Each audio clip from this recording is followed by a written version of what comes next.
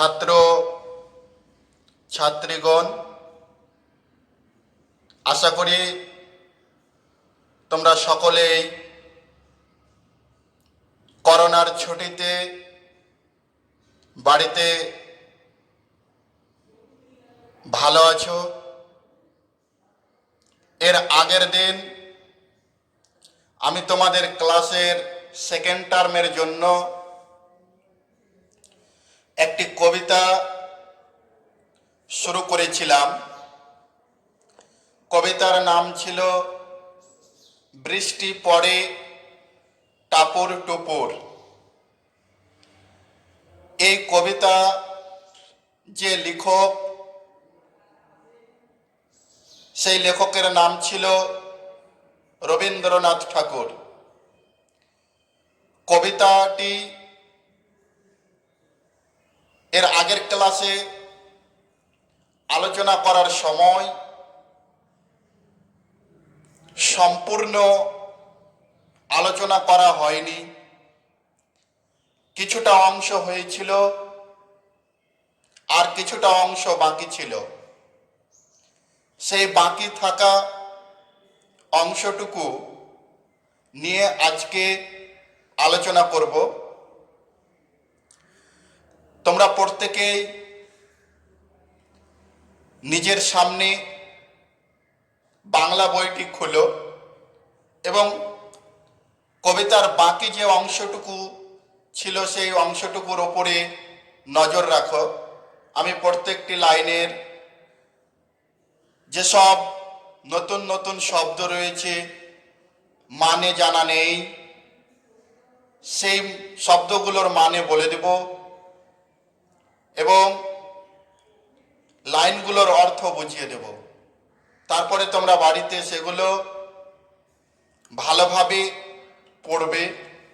তারপরে ক্লাসের শেষে আমি বাড়ির জন্য কিছু কাজ দেব, সেই কাজগুলো তোমরা অবশ্যই করবে এবং করার সময় এটা মনে রাখবে, কোনো নোট বই ফলো করবে না।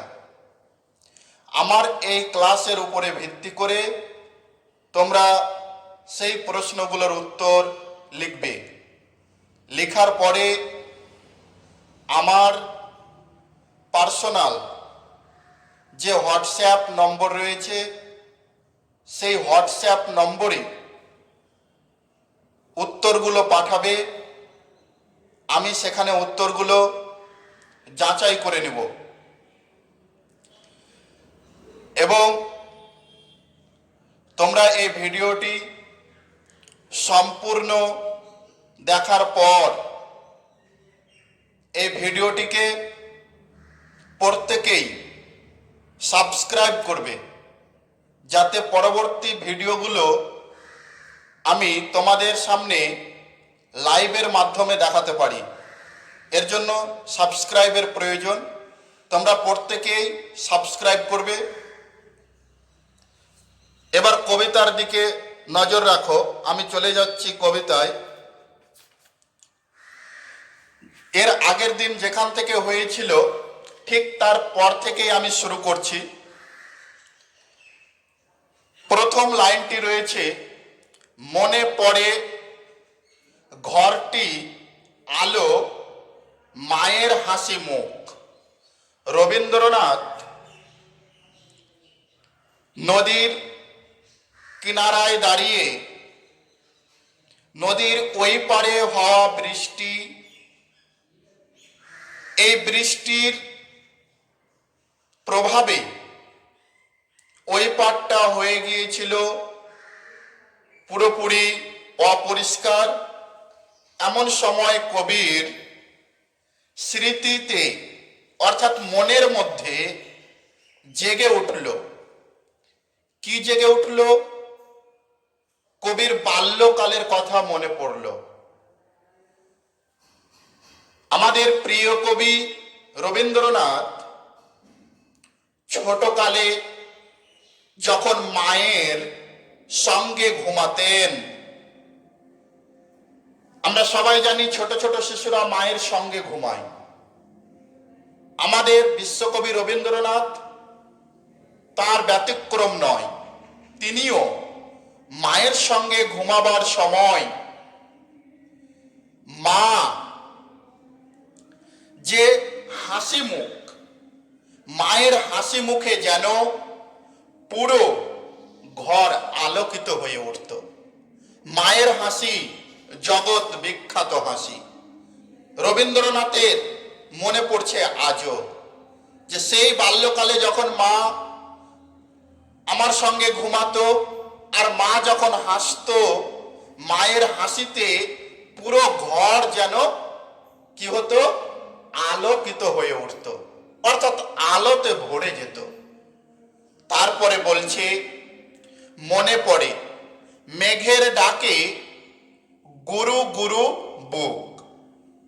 এইদিকে মায়ের হাসিতে যেমন পুরো ঘর আলোকিত হয়ে যেত, এই কথাটি যেমন কবির হৃদয়ে আজও গাঁথা রয়েছে।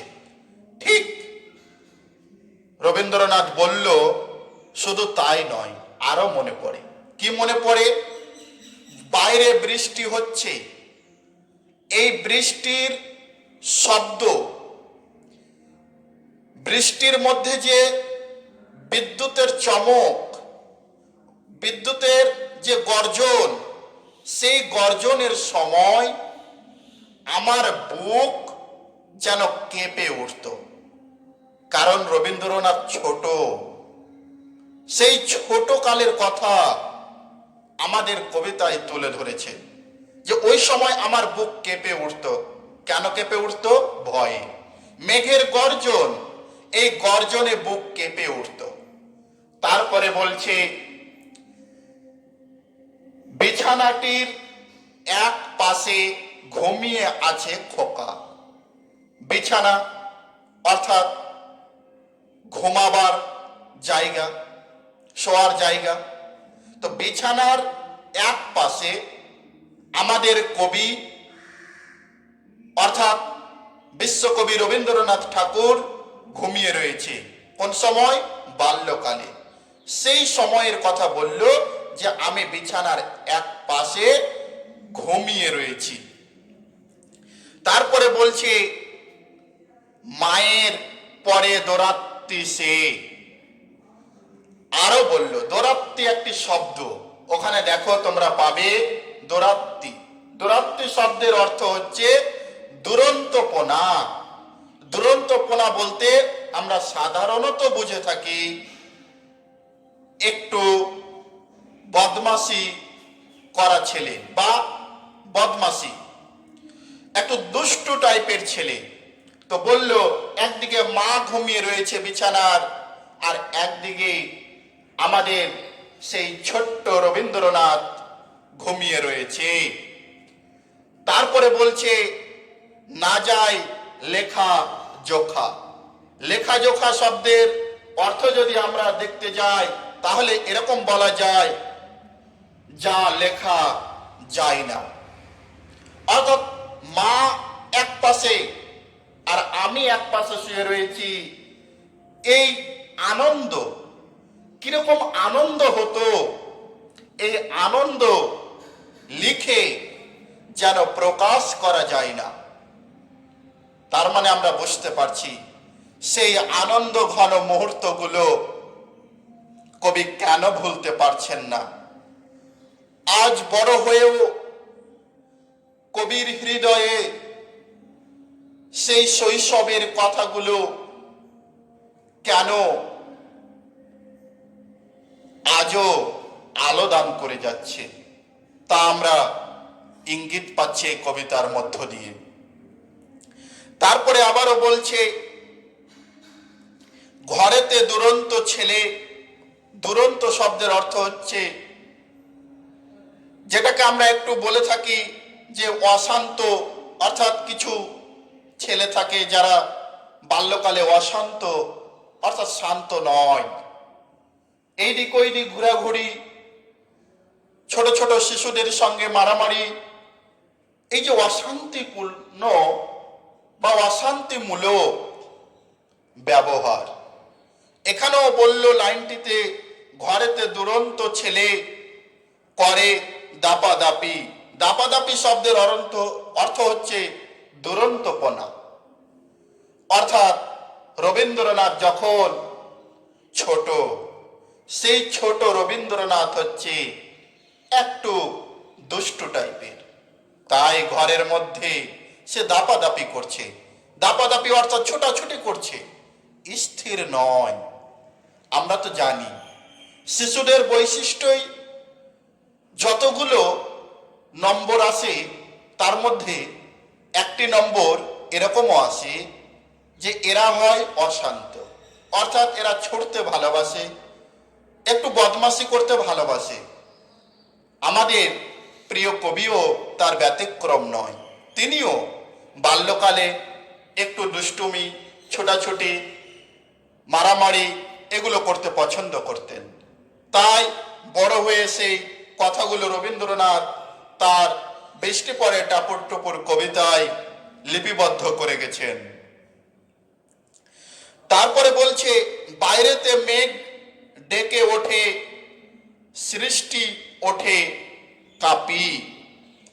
রবীন্দ্রনাথ মায়ের সঙ্গে একই বিছানায় শুয়ে রয়েছে। বাইরে কি হচ্ছে? বাইরে যা হচ্ছে তা হলো বৃষ্টি, প্রচন্ড বৃষ্টি হচ্ছে। আর এই বৃষ্টির সঙ্গে সঙ্গে আরো কি হচ্ছে? মেঘ যেন ডাকছে, অর্থাৎ মেঘগুলো গর্জন করছে। এই মেঘের গর্জনে রবীন্দ্রনাথ বলছে যে মেঘগুলো যখন গর্জন করছে সেই সময় সৃষ্টি, অর্থাৎ এই পৃথিবীতে যতগুলো সৃষ্টি রয়েছে সমস্ত সৃষ্টি যেন কেঁপে উঠছে। সৃষ্টি বলতে এই পৃথিবীতে যা কিছু রয়েছে সমস্ত কিছু সৃষ্টি করেছে। কে সৃষ্টি করেছে? সেই মহান ঈশ্বর, আল্লাহ, ভগবান, গড। সমস্ত কিছুর সৃষ্টিকর্তা সেই আল্লাহ। আর এই সৃষ্টি আজকে যেন কেঁপে উঠছে। কেঁপে ওঠার কারণ কি? কেঁপে ওঠার কারণ হচ্ছে মেঘের গর্জন। তাহলে মেঘের গর্জনে পুরো পৃথিবীতে যতগুলো সৃষ্টি রয়েছে সমস্ত সৃষ্টি কেঁপে উঠছে। তারপরে বলছে, মনে পড়ে মায়ের মুখে শুনেছিলাম গান। কবি বলছে আরো মনে পড়ে। কি মনে পড়ে? সেই বাল্যকালে যখন আমি ছোট ছিলাম, সেই ছোট সময় মা আমাকে কি করত? গান শোনাতো। মায়ের সেই শোনা গান আজও আমি ভুলতে পারিনি। অর্থাৎ আজও সেই গান আমার মনে রয়েছে। গানটি কি? গানটি হচ্ছে, বৃষ্টি পড়ে টাপুর টুপুর নদে এলো বান।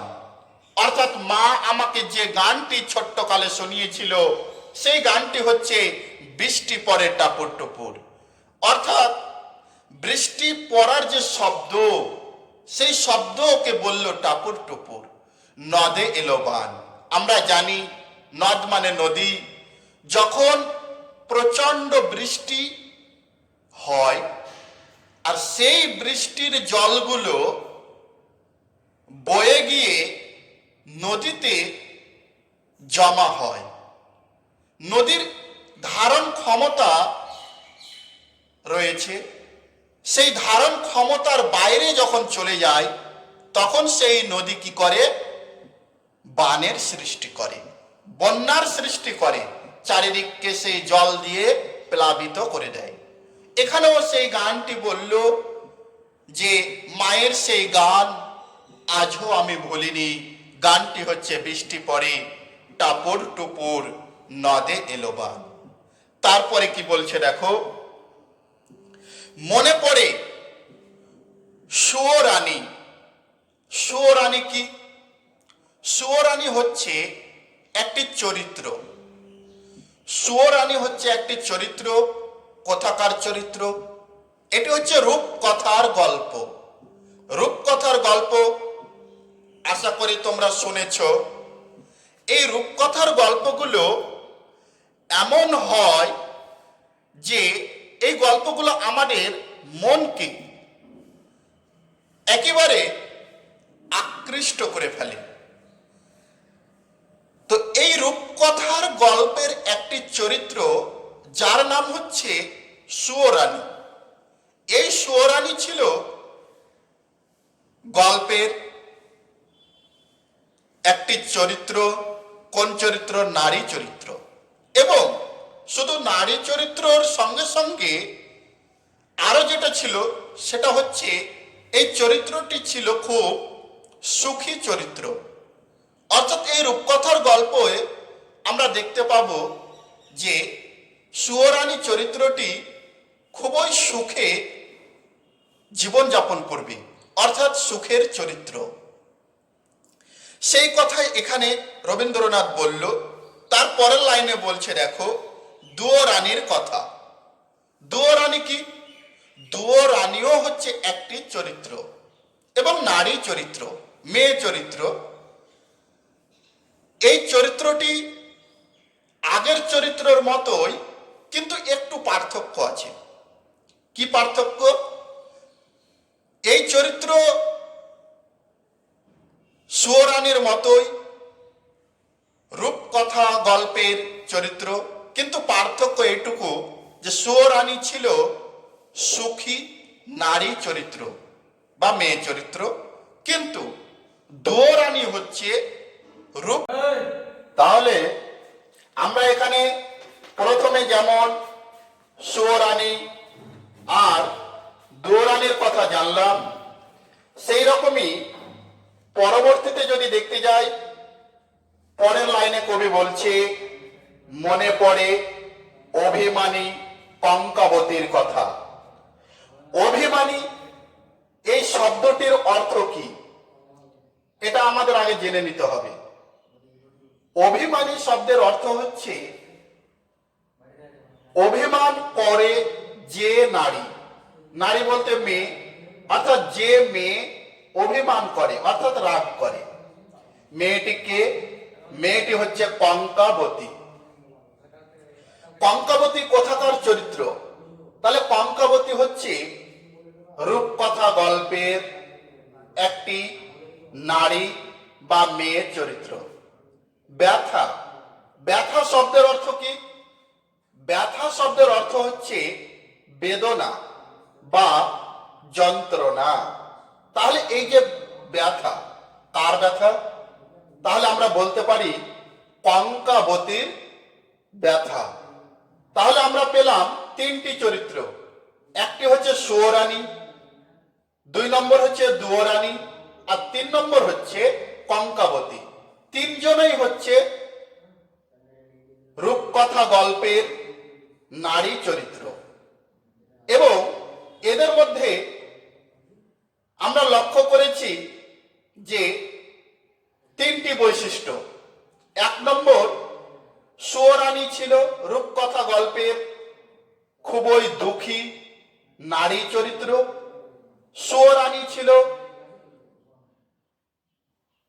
রূপকথা গল্পের দুঃখী চরিত্র এবং কঙ্কাবতী হচ্ছে রূপকথা গল্পের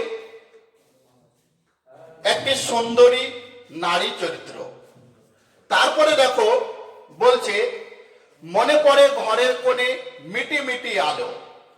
যখন প্রাকৃতিক আলো অর্থাৎ সূর্যের আলো পৃথিবী থেকে মুছে যায়, তখন আমরা বাড়ির মধ্যে সেই ছোট্ট ঘরটিকে আলোকিত করার জন্য প্রদীপ জ্বেলে থাকি। সেই প্রদীপের আলো ঘরের প্রতিটি কোণে কোণে আলোকিত বা আলোকময় করে তুলতে পারে না। যেমন সূর্যের আলো আলোকিত করতে পারে, প্রদীপ সেভাবে আলোকিত করতে পারে না। তাই এখানে বলছে মিটি মিটি অর্থাৎ হালকা অল্প আলো, চারিদিকে দেয়ালে ছায়া কালো কালো। অর্থাৎ এই যে প্রদীপের আলোগুলো, এই আলোতে যে ছায়া, ছায়া বলতে প্রতিবিম্ব, এই প্রতিবিম্বগুলো কালো কালো, অর্থাৎ অস্পষ্ট, স্পষ্ট নয় যে এই ছায়াটি কার। অস্পষ্ট ছায়া দেখা যাচ্ছে, কিসে দেখা যাচ্ছে? প্রদীপের আলোতে দেখা যাচ্ছে। মিটি মিটি আলোতে কিছু ছায়া দেখা যাচ্ছে, যে ছায়াগুলো ছিল অস্পষ্ট ছায়া। তারপরে বলছে বাইরে কেবল জলের শব্দ, ঝুপ ঝুপ ঝুপ। অর্থাৎ বাইরে রবীন্দ্রনাথ বাড়িতে ঘরের মধ্যে একই বিছানায় মায়ের সঙ্গে শুয়ে রয়েছে, আর বাইরে শব্দ হচ্ছে। যে শব্দ হচ্ছে সেই শব্দ হচ্ছে বৃষ্টির শব্দ। আর বৃষ্টির শব্দগুলো কিরকম আমাদের কবি তুলে ধরেছে, ঝুপ ঝুপ ঝুপ।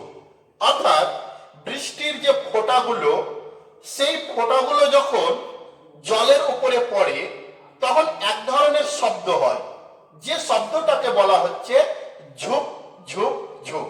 অর্থাৎ রবীন্দ্রনাথ আজও ভুলেনি সেই বৃষ্টির শব্দের কথা। দস্যি ছেলে গল্প শোনে একেবারে চুপ। দস্যি শব্দের অর্থ কি? দস্যি শব্দের অর্থ হচ্ছে দুরন্ত। দুরন্ত বলতে আবার কিসের? তাহলে দুরন্ত বলতে হচ্ছে অশান্ত, যে শান্ত নয়। তার মানে আমাদের সেই দুরন্ত ছেলে বলতে রবীন্দ্রনাথকে বোঝানো হলো রবীন্দ্রনাথ অশান্ত ছেলে, অর্থাৎ শান্ত ছেলে নয়। তো এই শান্ত না থাকা ছেলেটি বাইরের বৃষ্টির শব্দ এবং ভিতরে মায়ের সঙ্গে যখন একই বিছানায় রয়েছে তখন একেবারে চুপচুপ, অর্থাৎ কোনো শব্দ নেই, কোনো দুষ্টুমি নেই, শান্ত প্রকৃতির মতোই আজকে রবীন্দ্রনাথ চুপচাপ গল্প শুনছে। কার কাছ থেকে? মায়ের কাছ থেকে। মায়ের কাছ থেকে এই বৃষ্টির মুহূর্তে রবীন্দ্রনাথ বিছানায় বসে বসে শান্ত ছেলের মতো গল্প শুনছে। তারই সঙ্গে মনে পড়ে মেঘলা দিনের গান, আর এর সঙ্গে রবীন্দ্রনাথের মনে পড়ে গেল।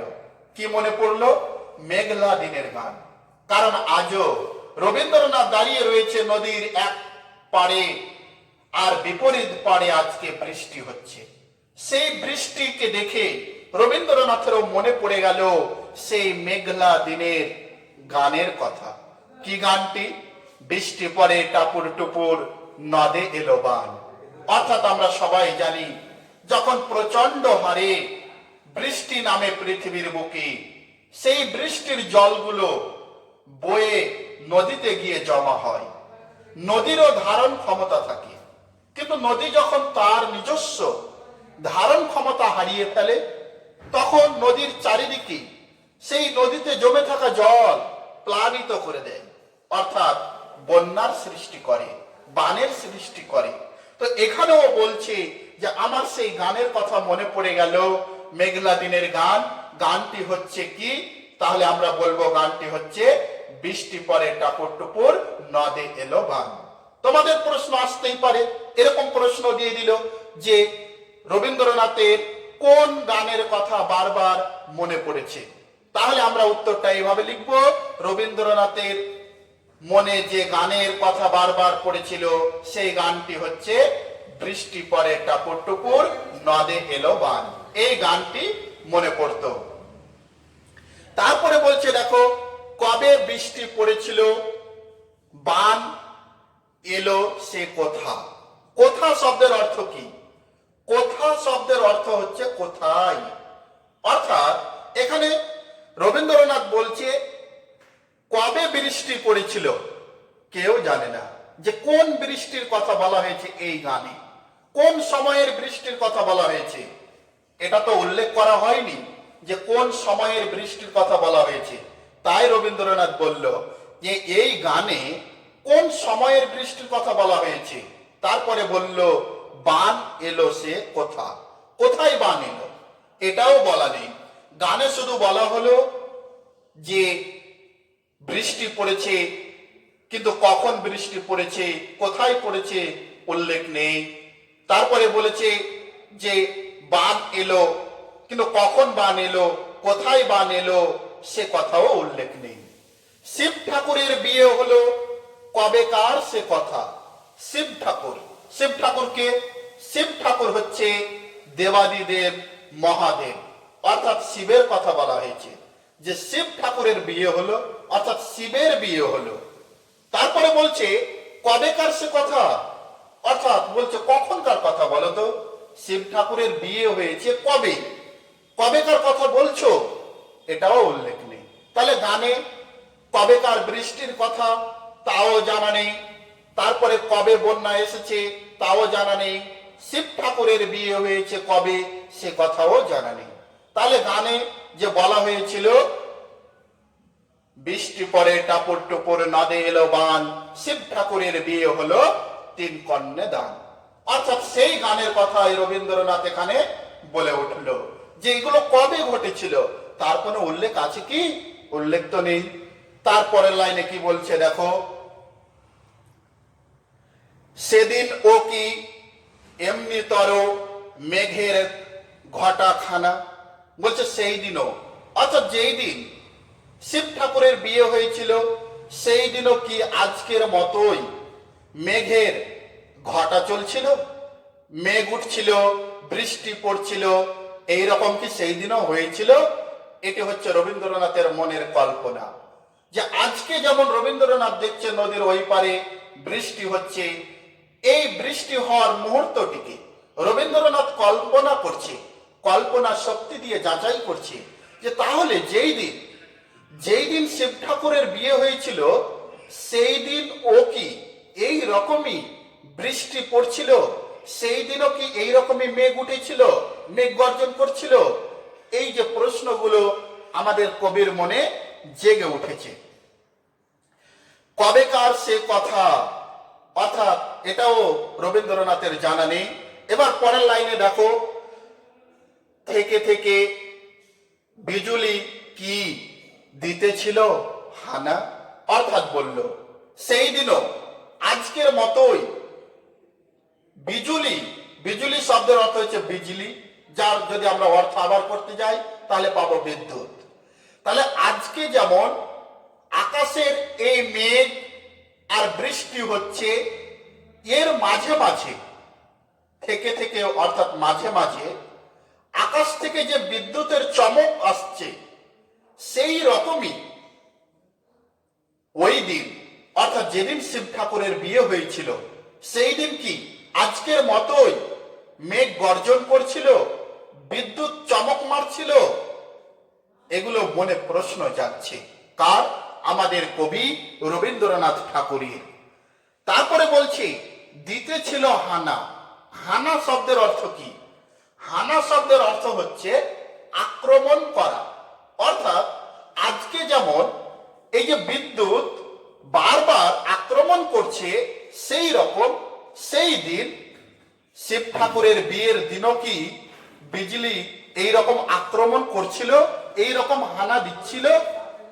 তিন কন্যে বিয়ে করে কি হলো তার শেষে, অর্থাৎ বলছে যে শিব ঠাকুর যে তিন কন্যা, কন্যা বলতে এখানে কন্যা বলতে কন্যা অর্থাৎ মেয়ে, শিব ঠাকুর যে তিনটি মেয়েকে বিয়ে করলো, অর্থাৎ দেবাদিদেব মহাদেব তিনটা মেয়েকে বিয়ে করলো, তো বিয়ে করার পর শেষ পর্যন্ত শিবের কি হলো এটাও তো আমাদের অজানা, জানা নেই। তারপরে যে তিনটা মেয়েকে শিব ঠাকুর বিয়ে করেছিল সেই তিনটা মেয়েরই কি হলো এটাও জানা নেই। রবীন্দ্রনাথের মনে এগুলো আজকে জেগে উঠছে যে শিব ঠাকুরের বিয়ে হলো, কবে বিয়ে হলো, কিভাবে হলো, এবং বিয়ে হওয়ার পর শেষ পর্যন্ত কি হলো সেটাও উল্লেখ নেই গানে। কিন্তু গানে বলা হলো শুধু যে তিন কন্যা বিয়ে করে কি হলো তার শেষে, ওই জন্য রবীন্দ্রনাথ এখানে উল্লেখ করলো যে কি হলো শেষে। তারপরে বলছে দেখো, না জানি কোন নদীর ধারে, না জানি কোন দেশে, অর্থাৎ বলছে না জানি কোন নদীর ধারে, অর্থাৎ এই যে গান, যে গান গাওয়া হয়েছে এই গান কোন নদীর ধারে গাওয়া হয়েছে সেটা আমার জানা নেই। অর্থাৎ রবীন্দ্রনাথ জানে না যে বৃষ্টি পরে টাপুর টুপুর নদে এলো বান, শিব ঠাকুরের বিয়ে হলো তিন কন্যা দান। এই গান কোথায় গাওয়া হলো, কোন নদীর ধারে গাওয়া হলো সেটা রবীন্দ্রনাথের জানা নেই। না জানি কোন দেশে, এবং যে নদীর ধারে এই গান গাওয়া হয়েছে সেই নদীটি কোন দেশের সেটাও অজানা। জানা নেই কোন নদীর ধারে এই গান গাওয়া হলো, আর সেই নদী কোন দেশে রয়েছে সেটাও অজানা। কোন ছেলেরে ঘুম পাড়াতে কে গাইল গান, অর্থাৎ এই গান কে গাইল, কোন গান? এই যে ছেলেকে ঘুম পাড়ানো গান, এই গান কে গাইল এটাও জানা নেই। তাহলে বৃষ্টি পরে টাপুর টুপুর নদে এলো বান, শিব ঠাকুরের বিয়ে হলো তিন কন্যা দান, এই যে গান কোন নদীর ধারে গাওয়া হয়েছে, সেই নদীটি কোন দেশে রয়েছে, এই গান ছেলেকে ঘুম পাড়ানোর জন্য কোন মা গেয়েছিল, এগুলি সবই অজানা, জানা নেই। তারপরে বলছে দেখো, কে গাহিল গান। এই লাইনটি তুলে এরকম প্রশ্ন করতে পারে, কে গাহিল গান, এখানে কোন গানের কথা বলা হয়েছে। তাহলে আমরা এইরকম যদি প্রশ্ন পাই যে কে গাহিল গান, কোন গানের কথা বলা হয়েছে, তাহলে উত্তরে আমরা লিখব যে বৃষ্টি পরে টাপুর টুপুর নদে এলো বান, শিব ঠাকুরের বিয়ে হলো তিন কন্যে দান। এই যে গান, এই গানেরই কথা রবীন্দ্রনাথ উল্লেখ করেছে বৃষ্টি পরে টাপুর টুপুর নদে এলো বান কবিতায়। তারপরে বলছে দেখো, বৃষ্টি পরে টাপুর টুপুর নদে এলো বান, অর্থাৎ গান দিয়েই আবার কবিতাটি সমাপ্ত হচ্ছে। এই হচ্ছে তোমাদের পূর্ণাঙ্গ কবিতা। কবিতাটি এখানেই শেষ। আমি এবারে তোমাদের বাড়ির জন্য কিছু কাজ দেব। বোর্ডের দিকে তোমরা লক্ষ্য করো, আমি বোর্ডে কয়েকটি কোশ্চেন লিখে দিয়েছি, তোমরা লক্ষ্য করো। এখানে দেখতে পাবে প্রথম কোশ্চেনটি রয়েছে, অর্থাৎ প্রশ্নটি রয়েছে, মেঘলা দিনে আকাশ ও তোমার চারপাশের প্রকৃতি কেমন রূপ ধারণ করে।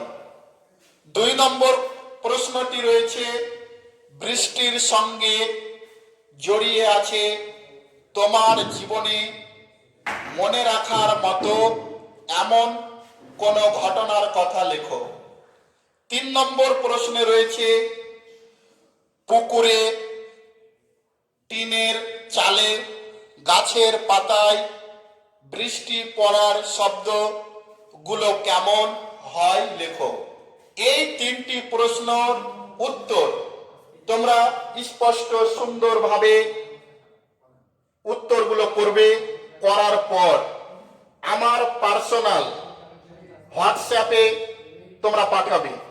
উত্তরগুলো আমি যাচাই করব, এবং ভিডিওটি দেখার পরে তোমরা প্রত্যেকেই ভিডিওটিকে সাবস্ক্রাইব করবে, যাতে করে আমি পরবর্তী ভিডিওগুলো তোমাদের ডাইরেক্ট দেখাতে পারি। এই জন্য আজকের মতো এই পর্যন্ত। পরবর্তীতে আবার নতুন একটি কবিতা নিয়ে তোমাদের সামনে হাজির হব। এই পর্যন্ত তোমরা সকলেই ভালো থেকো।